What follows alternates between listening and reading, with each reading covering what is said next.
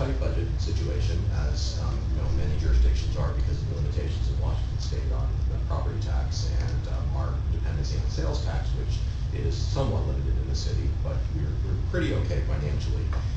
In the past couple of years, we actually have had to commit future revenue, some sort of borrow from the future to balance the budget a couple of times.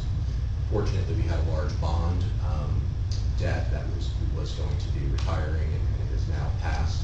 So that money is back coming into our regular flow, and so we're in a better position this year than we were last year, if you will, because we don't have that debt. There was a street bond where we paved a whole bunch of the residential streets, and so we're in a better position. But of course, costs always keep increasing. Like, we're now participating in Walk 911, and that service we transitioned from Border Patrol this year, and that's an added cost. And of course, there was also increasing costs for just doing business. As you may be aware, Washington State has a 1% limitation on property tax revenue increases for local governments. Our general fund operating budget is in the vicinity of about $6 million a year. That 1% of property tax revenue represents about $11,000 for next year. So our city council will probably take that increase, but $11,000 doesn't go very far in a $6 million budget. So it's not a 1% increase in the tax rate, it's a 1% increase in what we gain from property tax, which is a very, very different thing. We do, of course, constantly look for reduction in expenses and ways that we can manage our expenses differently, and we're constantly working on that.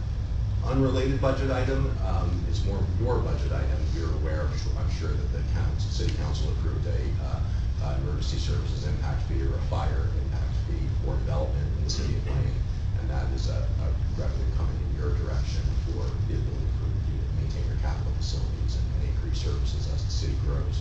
We do expect substantial growth, and the city is planning for population growth in the city of about 4,000 people over the next 20 years, so that's a pretty robust growth rate that we're projecting.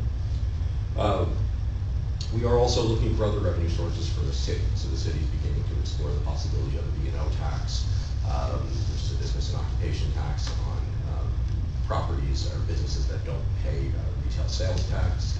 That's something that's just an early conversation, but we are looking at that in order to make sure that we can balance our budget in future years. And we're also potentially looking at a public safety levy lid lift, or public safety sales tax. Those things would have to go to the citizens for approval, but that would help us to raise revenue for things like police staffing and blocking 911 services. In regards to workforce transitions, I suspect you have some of the same things going on that we do, which is a very high number of retirement in our force. The average age of my employees is 48 years old. I have about 62 employees in the city, and 10% of them could retire today. 20% of them, if you just look at their time on the job, could retire as well, but they're not really old enough to do the other things related to retirement, like collecting Social Security. So we're going through a big wave of transitions. I'm part of that transition. Recent retirements, we've had the city manager retire, our administrative services director retire, our police chief retire, our water crew chief retire, our electric boiler retire, and a number of line employees. So we are going through a really big wave of transitions. It's challenging because you're potentially losing a lot of institutional knowledge during that process. And however, every time we do bring in new people, we see lots of new potential, and we always make sure that we're looking at how best to reformulate those jobs to fit the needs that we have today. So that's an ongoing thing. Communication, we are just taking whatever steps we can to improve communication with our citizens and the other organizations that we work with. Again, that's part of the reason that I'm here. Probably won't come to your meetings all the time, but you may see me from time to time, and I would like to come back in about a month at one of your upcoming meetings, either a month or two, to talk with you a little bit about something that we're working on related to a multi-family tax exemption program for our downtown area, which would exempt new multifamily development from property tax for a period of time. That would have effect on you as well as us. So we want to let you know what we're looking at there. It's not really well put together, and I'm not really prepared to address that today. Related to economic development, we're always trying to grow the city, both with businesses, manufacturing, retail, services, but also with population and housing. So we're working on extending infrastructure into the East Blaine area, which is up on the hill here. trying to get sewer into that area. We have received $1.2 million from the state in a capital funding allocation that we are working on leveraging with some private dollars and city dollars to extend the sewer line and open up at least 200 or 300 acre area with water and sewer and electric would also be coming into that area as part of that project. Possibility for several hundred homes just up the hill here from where we're standing. And we also are, again, looking at ways that we can increase our manufacturing and other things in town. So projects that you're probably aware of, some you may have seen, some you might have heard about, but of course, Chuck and F.A. Foods is under construction on Baldwin. Some of you may have driven past that recently. They're well on their way. 20,000 square foot manufacturing facility where they'll be making cheesecake and other baked goods.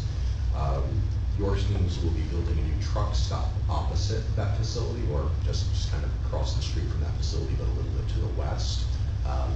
We're swapping land with them on our airport site, and they'll be putting in a full-size truck service center for parking, as well as restrooms, showers, restaurant, and a convenience store on that site.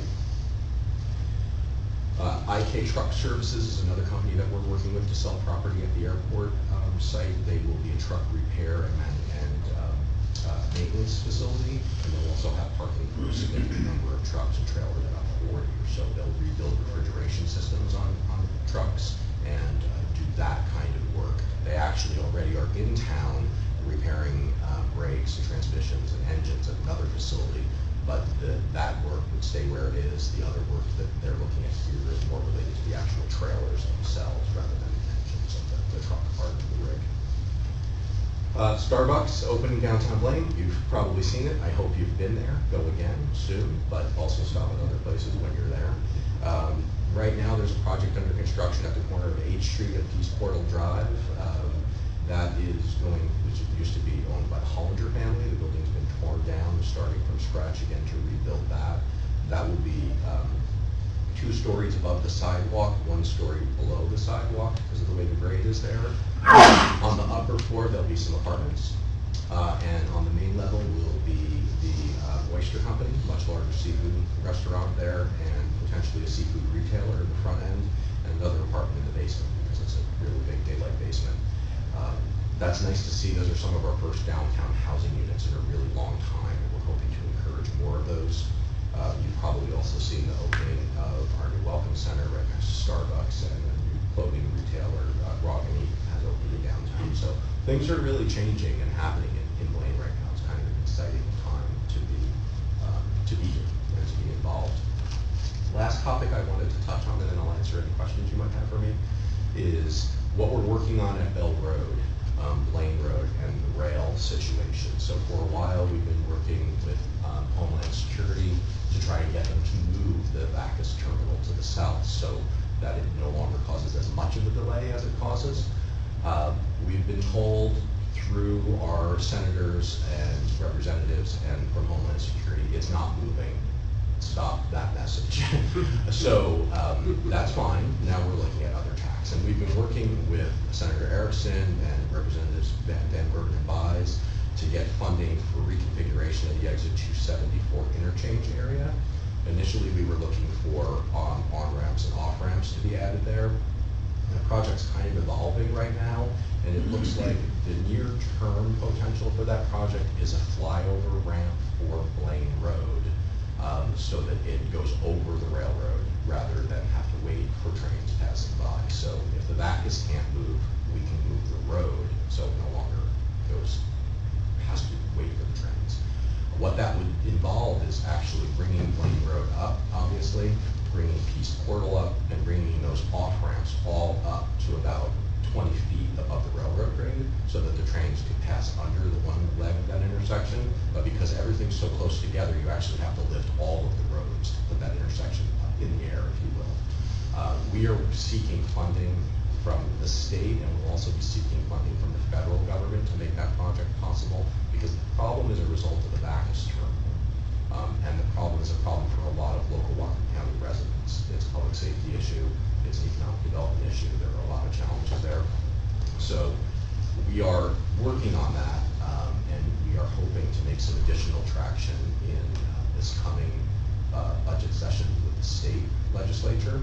We did receive $500,000 to study and begin design of those intersection changes from the state legislature in the last budget session, and we're hoping to get additional funding for that, as well as leverage as much as $12 million from the state government for what we would consider their half of the project, and we would seek the other half from the federal government. We estimate, and it is really only a very rough estimate at this point, that project's probably in the vicinity of about $24 million. I don't have to know we're working on that. So I don't take any more of your time. I know you probably have a busy agenda, but I'm here to answer the questions as well. Yes, sir.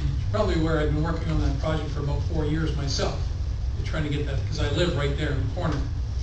One of the frustrating parts for me and our apparatuses is coming northbound on Portal Way. The city closed off the right-hand turn lane there, and it didn't take an act of Congress to reopen it or close it up. So why hasn't the city addressed that? What right-hand turn lane, sir? On the northbound at Bell Road, coming up Portal Way, when I first moved here in 08, you had a right-hand turn lane. You could turn right, and it wouldn't be held up by left turning traffic for the train. The city decided to close it up in the remodel of the gas station. Oh yeah. That didn't, like I say, that didn't take an act of Congress or legislation or anything. The city chose to do that for the building permits. Right, if I remember correctly, people were driving on the shoulder to go around the I think we still flow do. of traffic. And I think Blaine PD sits there and monitors it, but it creates a great problem. It does, and in the past there wasn't, if I'm not mistaken, there wasn't actually a left turn lane or a right turn lane. People were just driving on the shoulder in order to try and gain some control of the crazy maneuvers there. That was a decision that was made. We've been to the state once to try and reconfigure that intersection and make other corrections to better address the problem.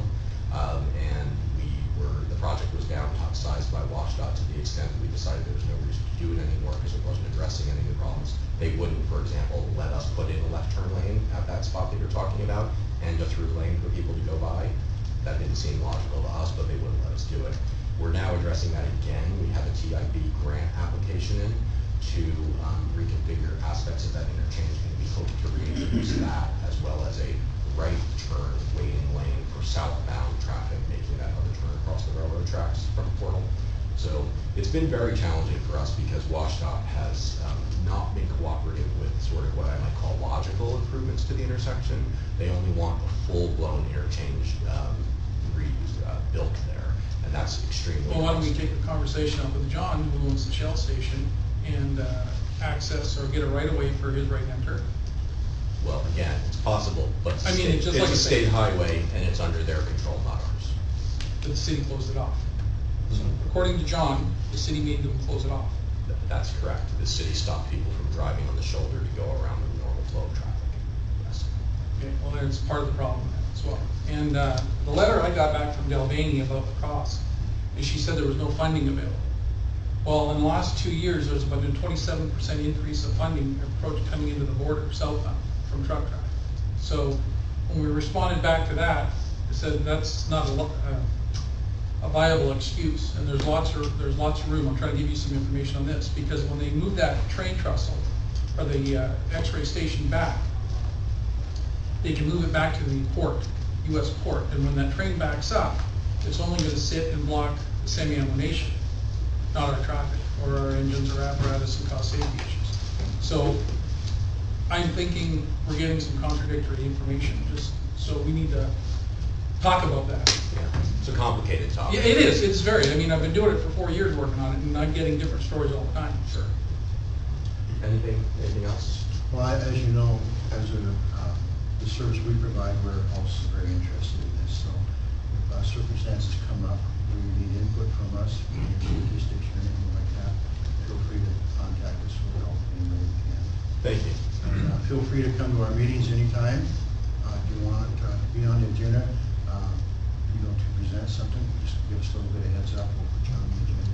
Absolutely. And we'll continue to have at least one commissioner meeting member at each year playing city council meetings. We appreciate it. Thank you, and we always appreciate Chief Hollander. His reports keeps us very well informed. Yeah, and he reports back to us, and that's been very helpful. So, Thank you very much. thank you. Thank you.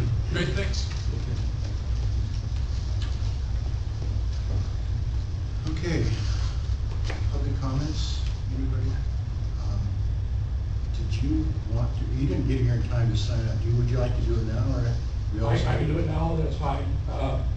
What Paul and I are here for is, we're both Yeah, been here. If you're gonna do a public comment, Neil, you need to, we actually have rules, so you have to stand up. Oh, okay. And you have to state your name and your address, and then you have 3 minutes to comment to us. Okay. So, I'm sorry if that's the rules. I'm sorry. I'm Dale Lecters, on the fire department, 439 Birch Bay, Linden Road. What I came here for is, that I'm starting my 43rd year as volunteering. And what I'd like to know is why we can't keep a chief. In the 43 years I've been on, I think we're going on to now my 15th chief. We had one dumb enough that actually came back twice. But it's starting to be a little bit of a problem. The one we've got now is a very good man. But why can't we keep a chief? I mean, it's hard on everybody. But it's up to you guys to figure this out, not us. But there's something wrong. When you go to these other districts and they can have a chief for 30 years. I'd just like to know what the problem is. Thank you. Thank you for the comment. Yeah. Should have shared, but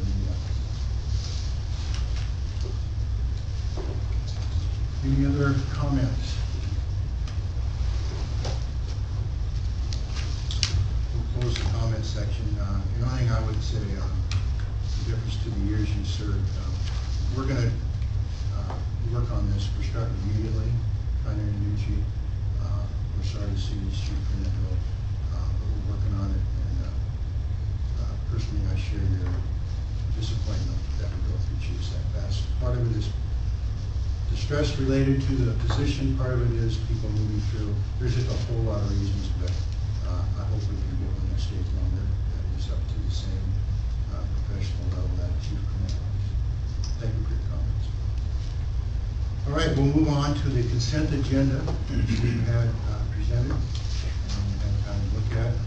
Does anyone have anything out of the consent agenda they'd like to pull out and discuss? No, I don't. No. Okay. Then I'll read through the numbers and then we'll ask for a motion to approve consent agenda. Of course, it involves the meeting minutes, the staff reports, the financial reports, and the employee direct deposit payroll of $314,518.45. Non-direct payroll of $174.86. The benefits voucher this month, $253,936.94. Monthly expense voucher, or expenditure voucher, $66,360.60. Capital projects voucher, $2,686.14. And the capital projects apparatus fund at $5,409.38. Is there a motion to approve the consent agenda as presented? To approve. Moved. Second. Moved and seconded. All in favor say aye. Aye. Thank you. Commissioner meeting reports, do we have any this month? I just attended the Senior Men's Club breakfast this morning, just as a private citizen. The sheriff was there speaking about current public safety issues, and a couple of them that probably impact our people is the mental health issue, the increase in mental health patients that the police departments and I'm sure fire are responding to. The ongoing drug problem, and he says that cocaine is next. It's on the East Coast and it's coming this way. So in addition to our opioid crisis and our meth crisis, you can start watching for cocaine next. So here it comes. Talked about jail a little bit, and you know, they have all the same financial issues that we in the city of Blaine are experiencing as well. But anyway, it was kind of nice to hear his perspective. And of course, the Earth earthquake and tsunami warning device that went off today was exciting to hear down in Birchfield. Thank you. John? No, it's next month now. I attended the peer support training last Monday in Bellingham. Very well done, put on by Pat Ellis, who many of us remember from Swobody's funeral. And I was pleased to see there were 3 members of North Watcom there, and I think 7 that have gone through that peer support training so far. It's a good program, and I expect that as these issues that you've talked about become more and more important, peer support is going to be an issue that we're going to have to address. It's a good meeting, and I intend to go to the next training as it comes up. Okay, anything from the local? Legal issues, Rich? The only thing I would say is we've got in the state the paid family medical leave, which is starting to generate some interest on behalf of employers. 4 states in the United States have that now. Washington has adopted it, and it kind of goes into effect in phases. Beginning January of 2019, we'll have to start paying premiums into the system. And it's kind of like the Federal Family Medical Leave Act, but it's a state counterpart. As you know, the state has acts that are very similar to the federal in a lot of respects. Minimum Wage Act, Fair Labor Standards Act, and so forth and so on. So premiums are going to start being collected, and then employees are going to start being able to take advantage of the system a year later, so January 1, 2020. One of the things that and there are rules that are being developed by Employment Security Department for the implementation of this, and they're doing it in phases. They've done 3 phases of rules, there's still more left. So I don't have all the answers. But one of the interesting issues that's arisen is employees that are covered by a collective bargaining agreement prior to October 19, 2017 are exempt, at least until such time as the new collective bargaining agreement is, until that collective bargaining agreement expires. So I've got to look into whether this applies to our collective bargaining folks currently, or whether it will apply in the future, or when the effective date will apply. Will be something that I have not gotten to the bottom of yet. Like I said, there are still rules that are being developed, but it's just something that you should know about. And like I said, we got 2 years before our employees can actually 1 year and a couple of months before they'll start being able to take advantage of it. But I will provide when they need to take extended leave or medical issues, they'll have some pay if they didn't have sick leave or some other kind of leave available. Do the employees pay into that as well? The employees and the employer both pay into that fund. Do you know what that is going to be? I know that for, it's gonna change. I know the employee rate for 2019 is 0.4% of the employees' wages. And then,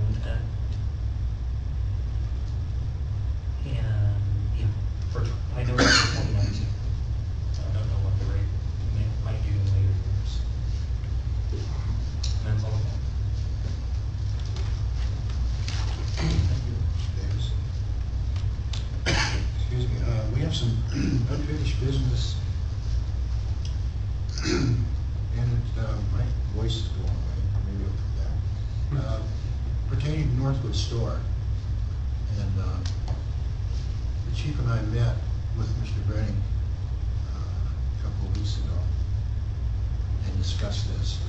And I relayed to Mr. Brenning that there was some concern among the board that this started as a fairly small thing, and it has evolved. And every meeting it seems to evolve. And to the point where now what we started to envision as a pumpkin patch has evolved to a beer garden with parking. And not that there's anything wrong with that, it's just that that's not what we expected when we started. And so we had a very frank discussion.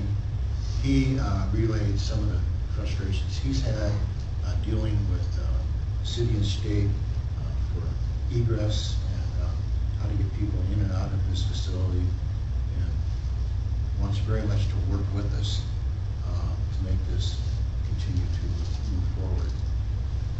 He is willing to take care of all the maintenance around the fire station in return for using some of our parking. It's one of the offers that he made that we're looking at. We're concerned about some of the parking right in front of our station. And I'll let the chief kind of talk a little bit more about that, where we're at with that. Sure. Thank you, Commissioner. Yeah, as Commissioner Bosman alluded to, we met with Wayne Brennick and discussed some of our concerns about the sprawl that's kind of gone on, and it's kind of gotten bigger and bigger as we've gone through the process that we first thought it was going to be. However, their request is still the ability to use the easement to allow traffic to come in, across our driveway, off of Badger Road into their facility. That's the striped area and the repaved area that they provided right there. In addition to that, we heard at the last board meeting that they also wanted to use the parking lot, or the parking lot spaces on the east side or west side of our property for overflow parking. And if you recall the pictures that I showed you at the last meeting, it was a busy Friday night. There was cars just pretty much everywhere. And so we discussed the concerns about that we still do have a tender response coming out of that station currently, and that in the future, we don't know what the use is gonna be, but we would be concerned about that. And so I'll pass this picture around, just so you kind of get an idea of, commissioners, of what we're looking at. But where the black BMW is parked are the parking spaces that they now want to lease from us, as well as the easement. And then where the chief's vehicles parked is an area that we discussed with the store, that they would have to pay for improvements to that area to show that there's no parking allowed there, whether it's striping on the ground or signs, tow-away signs or whatever it might be, so we can keep the egress clear. That was something that we discussed. However, obviously that's something the board would make a decision on. So let's pass this picture around so you can see what it is we're talking about. So was there parking in that other area the other time? So They were parked in the grass, they were parked everywhere. So even on the other side of the station, or on the other side of their property, onto our property. So the goal would be to have them only use this section on the west side. Correct.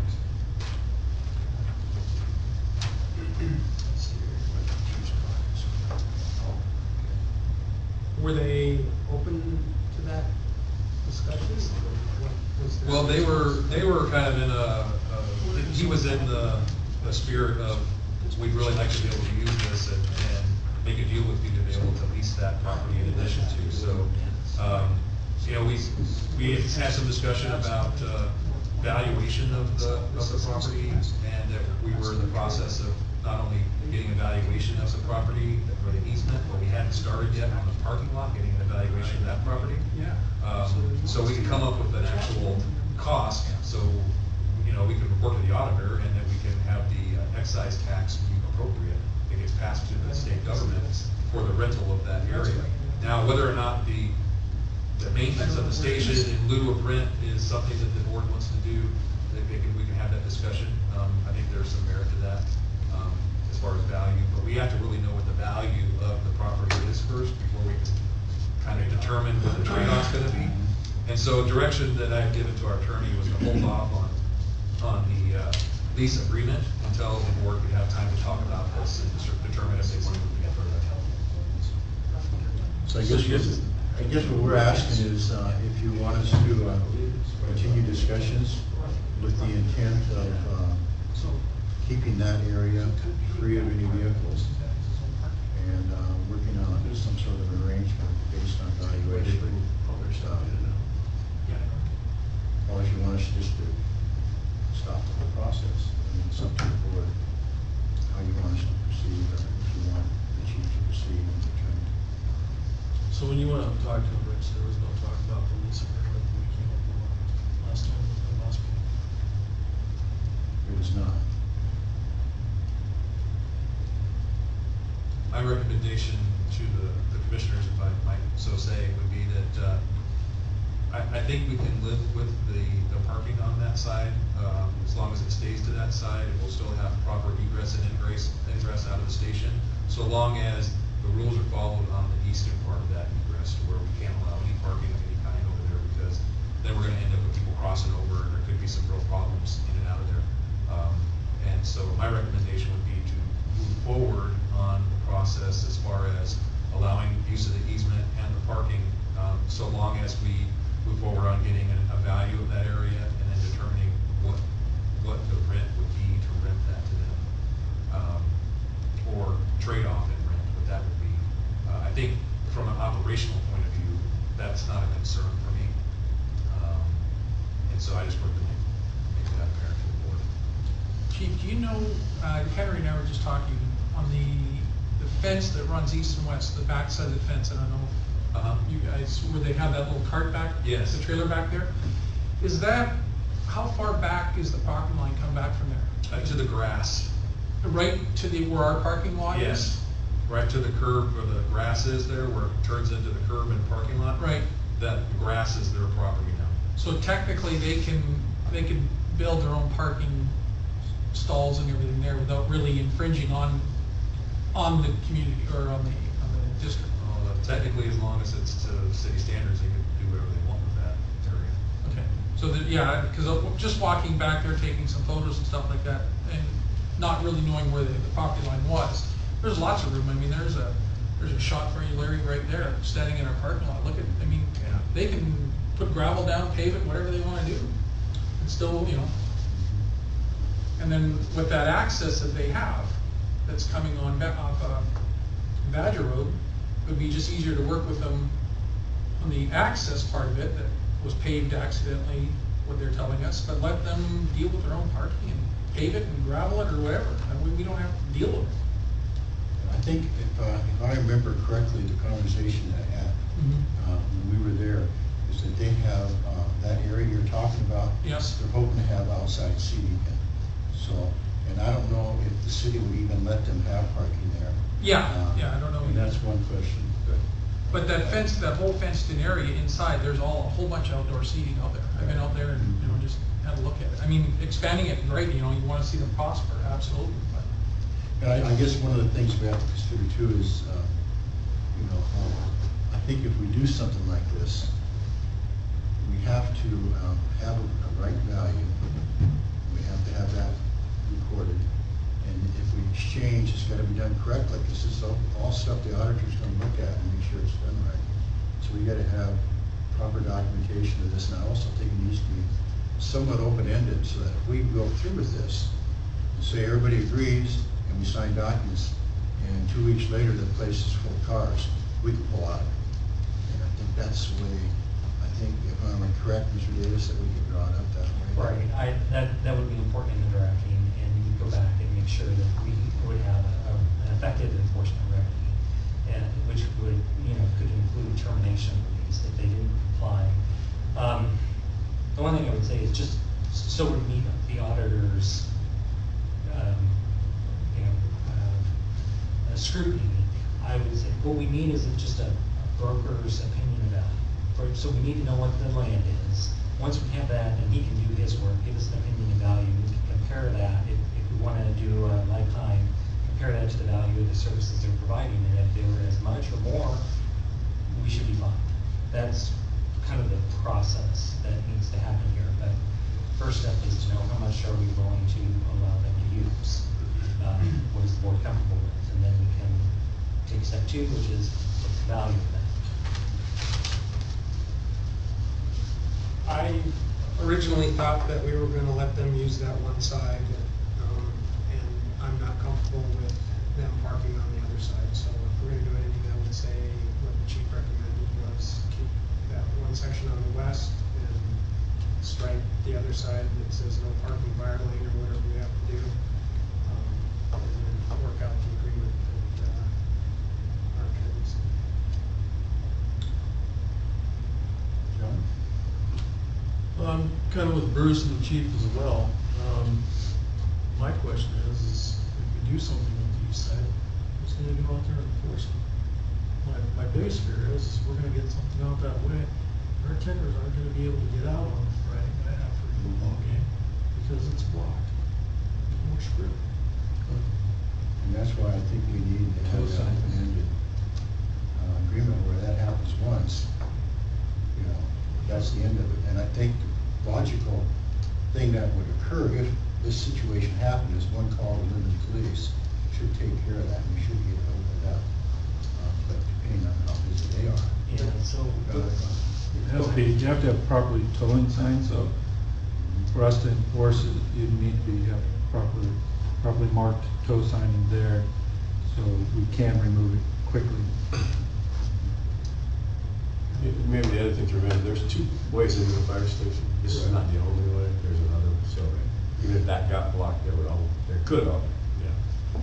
Still could get blocked both ways. Based on the conversation that we had with Lane Reddick, that had to come up, and the solution, I think, was for us to put that on the Brennicks. They have to monitor that and make sure that people aren't parking over there. And if there's violations, there would be tow signs put up that they would have to call and have people towed. And then we would have to spot check it, and, you know, our duty officer could go spot check it just to make sure everything is the way it is. But they were definitely under the impression that if there was a problem, that the lease could go away. So. You know, the duty officer is a good idea, just, down at the Bellingham Airport, and I noticed, the fire department 106 is monitoring the parking in front of the airport, so why not? They're up there, can't park here, so why not? We could always put a camera at that station to monitor it 24/7. It's another Yeah. option. Yeah. We have those on most of our other stations. We have them on our first stations now, Nothing's here to monitor that way, just send somebody yeah. out. The IT's already set up for it, it's just a matter of purchasing a camera. Would be my recommendation. My one comment on it is, is that I think this whole problem is gonna go away on its own, in as much as the city is just moving out. It's just a matter of time, maybe 5 years, maybe 10 years. Linden's gonna take over that station, and, if you have a rough idea when we're gonna turn loose of it, Linden for sure will get it. It would be interesting before we get too far advanced. I think they have a fire committee. They have like, I don't know, 8 or 9 guys on the board, the city board, city council. And I think there's like 2 or 3 that are fire committee. It would be interesting to have like especially if you and the chief would have a talk with that committee, because they're gonna inherit this whole thing. And it'd be interesting to see what they want, because we don't wanna make a mess and say, it's all yours, boys. They would probably appreciate having a little bit of input, because it's gonna end up being theirs just in a matter of time. We're gonna give it or lose it or whatever, but it's not gonna be ours. so the way that works is if they get annexed that area, that station actually remains with us. It doesn't automatically transfer. We could keep it, but we may not have a need for it, and so it'd make more sense to transfer it at that point to Linden. But what I would do is have a provision in the lease that says that they can be terminated at our discretion, you know, should those events occur, so that we could transfer, if we decided we were gonna sell the station to the city, we could transfer without the lease encumbrance. So that station's already in the annex. Okay. Okay, I think what I'm hearing is to move ahead cautiously with this. Am I correct? Yeah. Have the attorney continue to draft the lease agreement, and then get brokers and Give process. the brokers evaluation. And then we will keep it on the unfinished business, so we revisit it at subsequent meetings. I've got a feeling this may be on there for a few months yet. Okay, new business, we have a resolution for surplus equipment. You've had pictures in your packet of the equipment. Any comments, any staff has to make on that? I'm just curious, do we have something different now we're using, or why are we surplusing these? I would just have to do the surplus part, I'd have to refer that question over to rescue tools? Yes. Yeah, we have purchased new rescue tools that replace this old, equipment that you're seeing there, and there's some value left to it, and so we thought the best thing to do would be to surplus it. We have quite a few other items that down the road we want to surplus as well, as far as older tools and equipment. This is just one of them. So we have new tools that replaced all of That's this. correct. Thank you. Any other questions? I have one small question. Henry, how do we get rid of that equipment? Where does We will it go? put it on the public auction, which meets all the auditor's requirements for surplus, yeah. Okay. So it'll be out there for 14 days nationwide. Oh. And we've been real successful with the first 3 items we sold, the brush trucks we sold. Yep. The generator we sold, I think we sold 3 things now. On there, FARS has sold some stuff on there, so in District 2, South Rockland was done real well on it, so it's a good way to get rid of it. We don't have to go do any paperwork, we just post it on there, they do all the paperwork, they collect the money, and the pickup's all arranged. And it meets the auditor's requirement. Okay. Is there anything against the auto requirements, and I'm just using it as an example, say it's South Watertown. If they don't have something that we're offering, are we allowed to say, hey, fair market value is $1,000? Are we allowed just to offer it to one of the other districts locally before it heads across country? Yes. You can, as long as you're getting fair value for what it is. that Fair market you're- value, yeah. Well, actually, it's, because it's probably in the nature of an interlocal agreement, as long as you're getting fair value, it's a little bit more flexible. And it would allow you to get something in kind. But fair value comes in when you have like a mutual aid agreement, one district is going in a little bit Right. more than the other district is coming back, but it all shakes out in the end, and the district has thought about it, feels like it's fair. So, yeah, you can think of it as close to fair market value. If we know what it is, then you're not required to actually, sell it in the open marketplace if you've got a local district that. I was just trying to think as an example, like Grasmere out by Concrete, which is, I think, still in Washington County. But, just a small little district like that may not have the funding for some of this stuff, brand new. So if it was, we reached out and said, hey, we've got a couple of these, et cetera. Just the public service, that's always kind of thinking to see if those doors were open.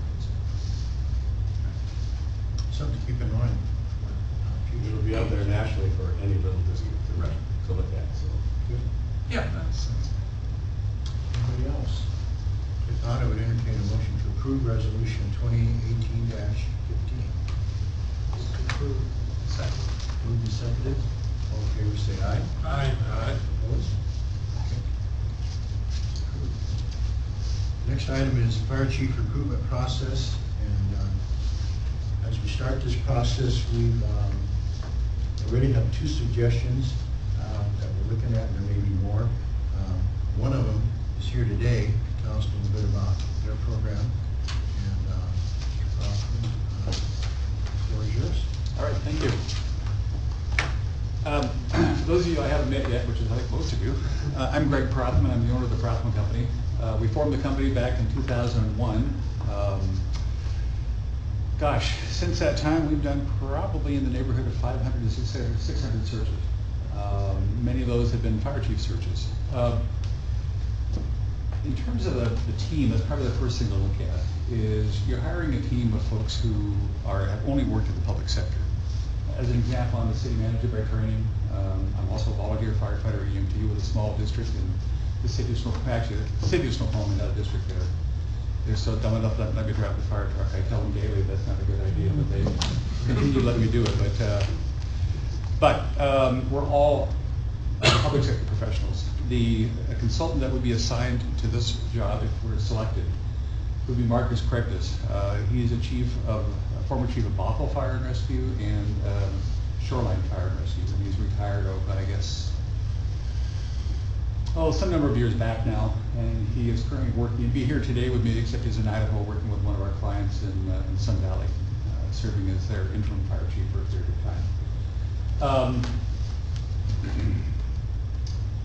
We've done searches all the way from Seattle Fire all the way down to one station fire departments that are volunteer driven and everything in between. We've spent probably, of the 30 or 35 searches we've done, 25 of those or so our districts, and I think that's an important concept. A fire district is much more complicated than a municipal fire chief's job. Just on the surface, you have elected boards to report to, and I think that's a skill set a chief has to have. And he or she has to also be able to manage the entire district for risk management, for repair, for personnel, for all of the other services that a district provides in addition to its core service. A municipal chief usually has other people in the city that handles an awful lot of that, so he or she may not have those skill sets. So we make sure we screen for that. That's an important distinction. The process itself, and it's probably best if I walk through that. It really starts with us coming up and getting to know your district. We want to spend an entire day, maybe 2 days, here getting to know how many stations you have, how many career firefighters you have, meet with each of the shifts if possible, come meet with your volunteers, meet with your admin staff, meet with anybody, meet with some of your stakeholders out there who you work with regularly. It's important for us to know, get to know you and know you well. From that, we're going to come back and try to represent what we've learned in a position profile. 4 to 5 page document. It looks a little like a sales document, but that's what it is. It's really the first tool we'll send out to potential candidates so they can begin to self-screen as to whether or not this is a good job for them. But it really should describe who you are, what you are, and make sure that we both know that we've got it. We understand what we're looking for in terms of the skills, talents, and abilities that you've identified in your next sheet. It'll talk about the compensation package. It'll talk about the region. It'll talk about quality of life. It'll talk about the department, the kind of services you provide, and should give a pretty good description to anybody who has an interest in the job as to what they're getting into and whether this is the right move for them. You brought up a good point. It's worth addressing, I think, if you don't mind digressing a bit. I think to get a chief, if you look institutionally throughout the United States, fire chiefs last about 5 years on average. That is the usual length of time a fire chief lasts. Our record's a bit beyond that. And the reason why I think we have success is we may go out and recruit, let's say we have 5 separate searches going on for fire chiefs and we have a pool of 45 or 50 candidates. Not every chief is going to be right for every one of these recruitments because there's quality of life issues, there's training spouses who may or may not like that area. One might be a right to work state, one might be a labor state, one might be a very career-driven department, one might be a very volunteer-driven department, or some combination of all of that. And finding those people who are interested in that particular job for all the right reasons is what we're looking for, in addition to being competent.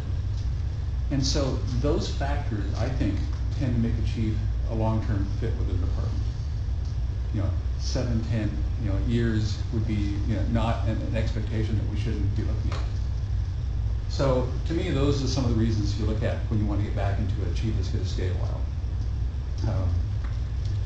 I'm just a new timer. I've only been in my department 12 years, so I miss what you have.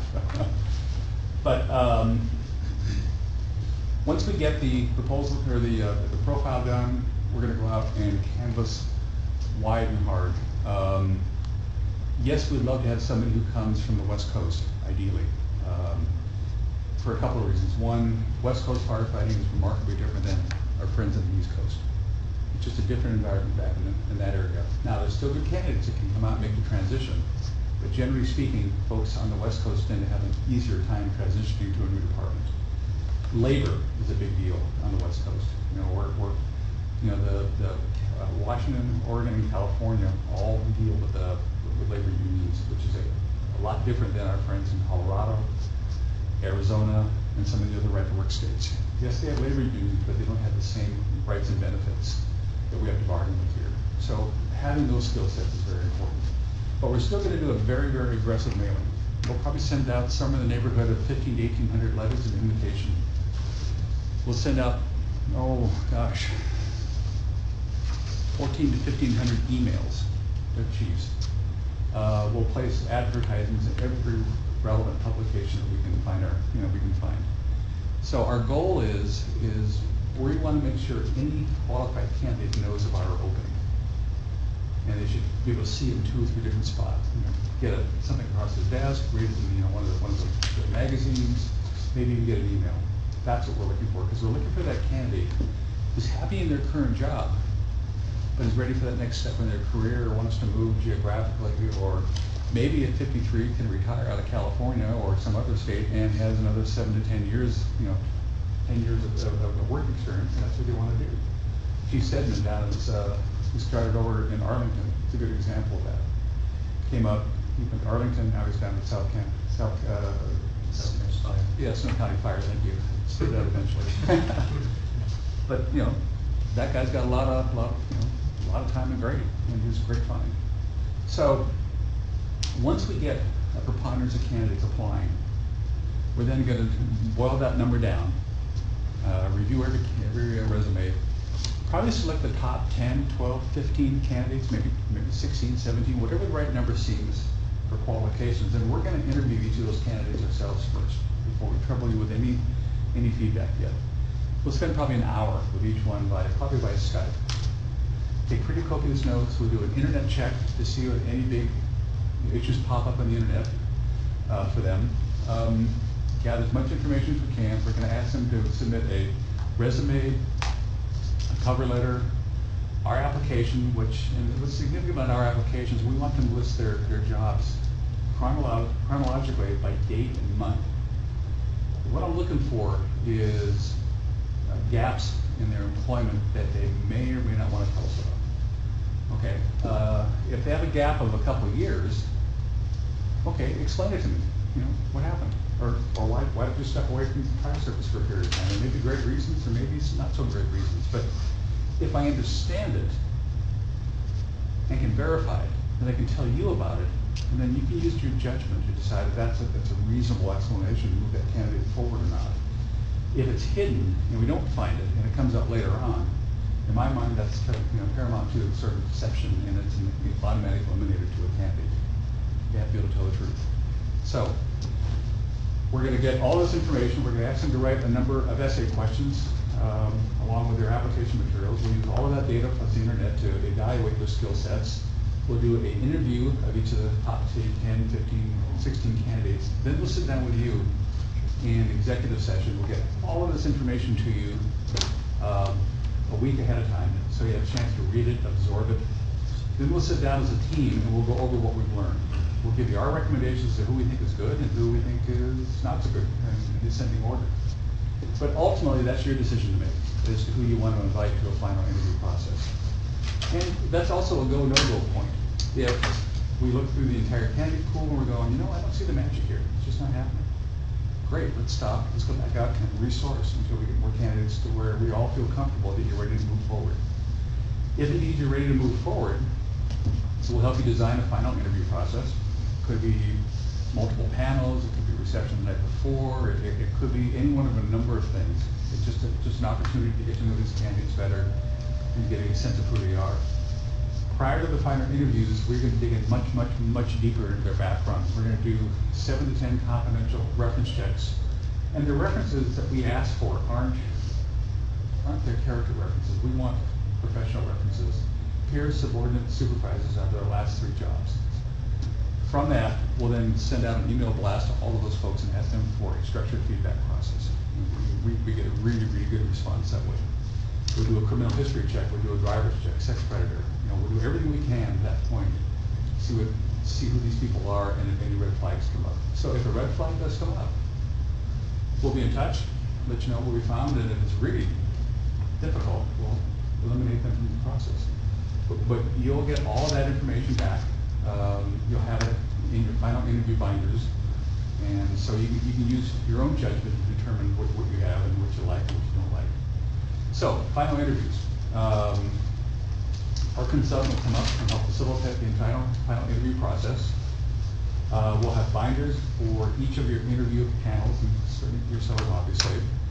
We'll come up and facilitate that whole process, help you get all the data back to you. One of the things we ask our panels not to do, however, is rank candidates if at all possible. You're burdened with that responsibility of selection. And in my experience, it's not helpful to be told who to hire by somebody else. It's more helpful to get strengths and weaknesses from their perspective and their expertise to give data back to you to help you decide who to hire. And in the end, we don't want to inadvertently vacuum into a corner of having three panels saying, this is the only candidate you should hire, and you're not feeling comfortable with it. That's your job as commissioners, is to pick the best leadership you can for the department. So, we go through the entire interview process, we get down, get all the information done, we get all the data from the panels, we excuse them, we'll sit down with you and help you facilitate a selection if indeed there is someone that rises to the top. If there is, our job's still not done. We want to help you negotiate a contract at that point. We'll give you insights as to what we think the market can bear, what's reasonable, what's not reasonable in terms of the compensation package, and then work with you until you get to a handshake, where that candidate leaves, and we go to a number 2. Or if none of that works, we'll restart the process again and just keep at it until we find the right candidate. So all of that's about a 3-month process from the date we're engaged to the date we're done. And that was about a 5-minute recitation, so. What questions can I answer for you? I'm sure I've forgotten something. What, on average, I mean, I noticed that there's a fee, a professional fee, A small one. and then there are, quote, expenses, which Yes. are always the devil in the details. Yeah. What, on average, are the expenses for a process? They like come in this? really 3 areas. Number 1 is the cost of placing the ads, cost of setting up the letters. It's all the direct costs. None of our consultant fees or our staff are included in that. It's just the direct cost. It is, by the time you place the ads, get the letters out, it's more expensive than you think. It's about $4,000 to $5,000. You know, it's getting materials up and back and forth, that kind of stuff. But if you figure about 5,000, we can usually come in a bit less, but that would be a big number to think about. For the overall Yes. miscellaneous Yeah. expenses? Now, but there's one other cost that I didn't talk about that we wouldn't have, but you would, and that is bringing candidates in for interviews. That would be cost on top of that. Travel costs, things. And I can't predict what that would be. If they're all from the Northwest, they can drive. If they're from California or other places, it'd be more expensive, of course. Chief, do you remember what our expenses were for the assistant chief? Yeah. Travel stuff and lodging and all that? I don't remember explicitly the expenses for travel, other than they were our candidates, I think, Curtis candidate came from Missouri. And we had one from Arizona and somewhere else, but as far as that cost, but the cost for the actual process itself, using Ron Rocky, was around $7,000, but there was a lot of work done by me Right. with him and by staff. It wasn't just a complete process that he did. There was we had a lot of skin in that game, so that's why the cost was a little lower than a full service. And there's a lot of volunteers that came in, did interview processes, and like the chief was saying, there was a lot of work going through those initial that Ron Anderson put together. It's quite complex, so. Yeah, our goal is to make it seamless for you folks, for us to do all the work and for you to give you the best opportunity to make a decision. Now, you can certainly do a more hybrid program too if you want that. We've done sourcing and screenings where we would go out and source the candidates, screen them and give them to you, then you go through your own process. I don't know that I recommend it necessarily for the sort of the CEO level positions. I think there's a lot of risk in that. I think for mid-level positions, I can make a pretty good argument for it, because you have the consistency of the chief here. But at a chief level, you know, we've seen successes and failures in that process. So we just want to understand the pricing. Just say 5,000 miscellaneous expenses. Yes. Plus your professional. That's correct, yep. Plus the Yeah. And the travel. I mean, figure for this kind of exercise, if you're hiring a chief, about 25 to 26,000 when it's all said and done. 25 to 26. That's my experience with other districts, yeah.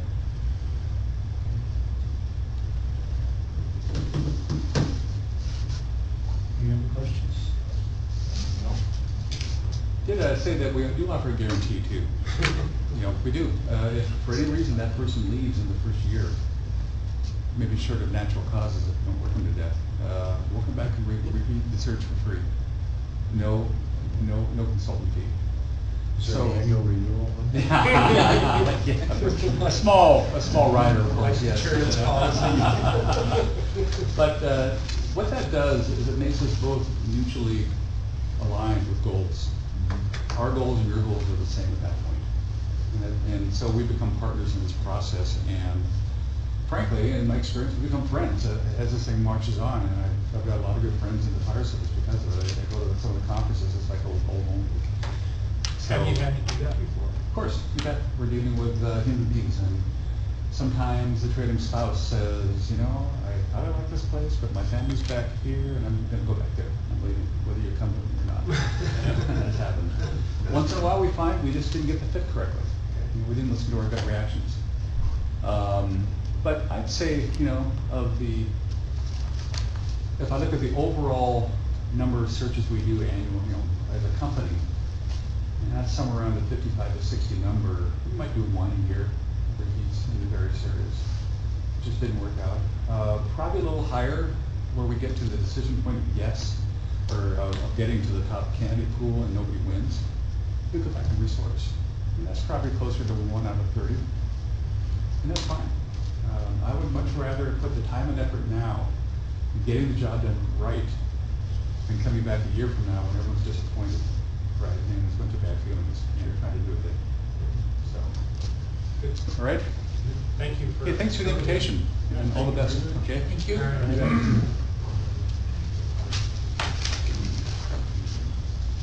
Take it around. Now, while we're on the subject, we have one other possibility that Commissioner Crawford has presented. I think it would be feasible to have them come to the next meeting, or could you ask them? I could ask them. They'd make a presentation. Yeah, sure. I'd like to get at least 2, maybe 3 for us to choose from. To do this, do it. That'd be ESCI, that we talked about. And then you work with that, in that field probably quite a bit. Do you have other suggestions? Or? I don't. In fact, I called some contacts, and the only one that I've had experience with is the property company, and none of my other contacts had any other suggestions either. I didn't even know that ESCI did that, so. Yeah, I didn't know that either. So. yeah, they did some. Oh, okay. That would be good, I think, if they make a presentation too. Yeah, we can go. Okay, thank you. All right, anything under policies, procedures? No, sir. You both had a chance to review the correspondence. Comments or questions there? If not, move on to announcements. The next board meeting is November 15th. How's it look for everybody? Good. Good. I'm good. I think I'm good. Yeah. In the November work session, for budget, we don't have a date for that, do we? Yeah, we Do we? Saturday, November 17th. Saturday, November 7th, so 2 days after this next scheduled meeting. Yeah. Okay.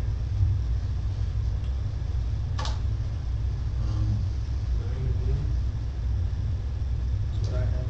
If we are close, and it's gonna be a fairly short meeting, does anybody have any objection to doing like what we're doing today, we're adding it right to the regular meeting, and not having to come back on Saturday? I'm fine with it. Depending on I have no objection. how close we are. Sounds good to me. That's fine. All right, so keep an eye on your emails. If that happens, we'll let you know. Okay. All right, we have one other issue, and that is, we were handled today, fire commissioner compensation information. So, you want to talk about this? Sure, I can give you a quick overview. Mr. Chair, Commissioners, we were made aware, I was made aware, I guess, by Washington State Fire Chiefs e-blast that the Office of Financial Management has adjusted the rate for commissioner compensation in 2019. And they also moved the annual date, I guess, for that compensation to a calendar year based on what they used to do. So what that equates to is currently the ongoing commissioner compensation per day, I should say, is $114. That's going to be moving to $128 and that's gonna move the maximum annual increase from 10,944 to 12,288 that a commissioner can earn in a year. And so in getting that, I started doing a little research, and so I remember that some of the commissioners had filled out some forms that basically said they were not gonna take the increase. And I think that was done before I got here, and it was mainly based on the economy at the time, and you know, our folks were giving back 2%, and the commissioners didn't want to take an increase. But we're clearly beyond that point now, so I thought I'd bring it to your attention, at least for some discussion, perhaps at the next commissioner meeting, on what the direction of the board would be for us, because obviously we'll need to budget for that next year, if you decide to make a change. So as I look at this, I see three options. One option is to stay at our current rate, which is 104. The second option would be to move to the one we turned down before, which would move it up to 114. The third option would be to change to the one that is allowed now, which is 128. So give those some thought, and we'll put it on the agenda for next meeting, and we'll make a decision at the next meeting. Okay, so agenda items for the next meeting is the auto aid agreement, 1% increase, career firefighter open office. New members? Yeah, for our new members that are gonna be getting out of the academy. And then we'll revisit Northwood Store. When is the graduation? November 2nd. Friday, November 2nd, and. Well, means- No fun. Still fun. It's no problem.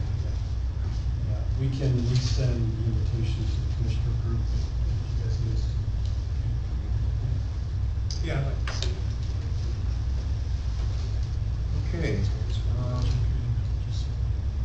We're gonna sign the documents now, and then we will take like a 10-minute break, and then we'll move on to the next phase, which will be our budget.